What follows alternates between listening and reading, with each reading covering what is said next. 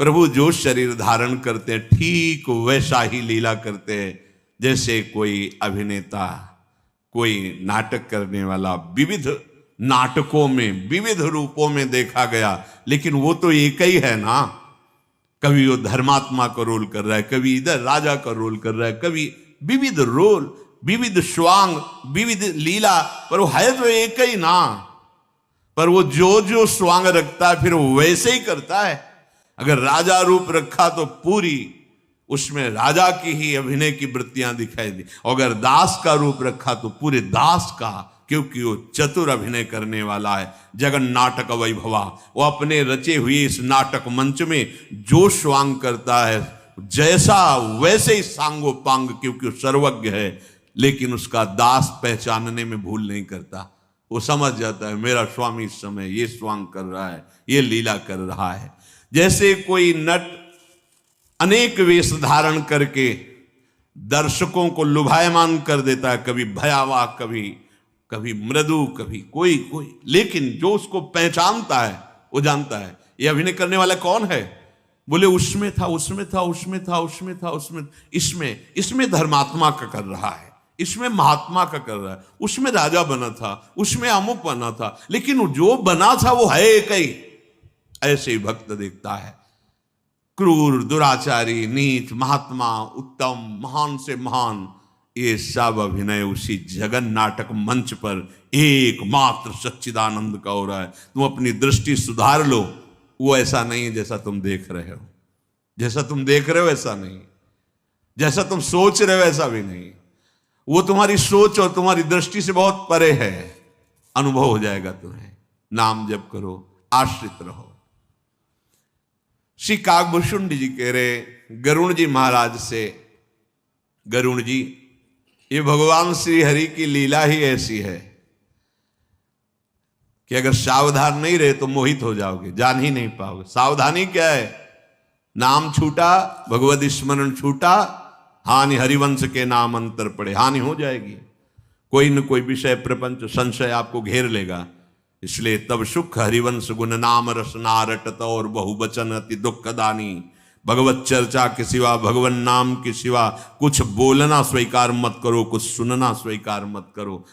ये माया तुम्हें नहीं फंसा पाएगी। जे मति मलिन विषय बस कामी, प्रभु पर मोह धरहि इहि स्वामी। हे स्वामी, हे गरुण जी महाराज, ये जो विषयी पुरुष मलिन बुद्धि वाले हैं, कामी हैं, वे प्रभु पर भी आरोप कर देते हैं। भगवान भी तो ऐसा किए हैं, आरोप कर देते हैं। काले कर्म ईश्वरी मिथ्या दोष लगाए। देखो महापुरुषों के, भगवान की छोड़ो, जो भगवान को भजन करके महापुरुष, उनकी बराबरी, उनके आचरणों की बराबरी हम नहीं कर सकते। उनके उपदेश से जो उनके आचरण मिलते हैं केवल वही स्वीकार करना है, क्योंकि जिस स्थिति में हमारी स्थिति नहीं कि हम समझ पाए। बड़े महापुरुषों में बड़े विचित्र विचित्र लीलाएं होती हैं। बस उनके चरणों का चिंतन हो, और वो जो आज्ञा करें और जो आज्ञा से मिलता हुआ उनका आचरण हो वो तो स्वीकार करें, अन्यथा प्रणाम, आगे बढ़ो। जो मलिन बुद्धि के हैं, विषयी हैं, कामी हैं, वो भगवान पर आरोप करते हैं। भगवान ने भी तो ऐसा किया, ऐसा वो कहने लगते हैं। जब किसी को नेत्र दोष हो जाता है, मोतियाबिंद, तो उसे दो चंद्रमा दिखाई देने लगते हैं। यदि कमल हो जाए तो पीला चंद्रमा दिखाई देने लगता है। पक्षीराज ऐसे ही जब माया दोष से, पाप से युक्त हृदय हो जाता है तो भगवान में भी उसे काम दिखाई देता है, क्रोध दिखाई देता है, पक्षपात दिखाई देता है। जब नेत्र दोष हो जाता है तो जैसे दो चंद्रमा दिखाई देते हैं, ऐसे ही भगवान में भी वो द्वैत देखता है। जब जिसे दिशा भ्रम हो जाता है तो कहता है सूर्य पश्चिम से उदय हुआ है। नौकर पर चढ़ा हुआ देखता है जब ऐसे नजदीक से तो ऐसा लगता है कि आसपास की भूमि भी चल रही।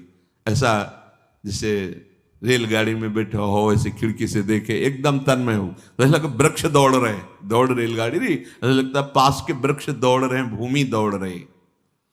मोहवश वो अपने को अचल समझता है और अचल को चल देखने लगता है। जैसे चक्राकार बार बार घूमे तो फिर घर और पृथ्वी सब घूमती नजर आने लगती है। वो अपने को सत्य मानता है, दूसरे को झूठा साबित करता है।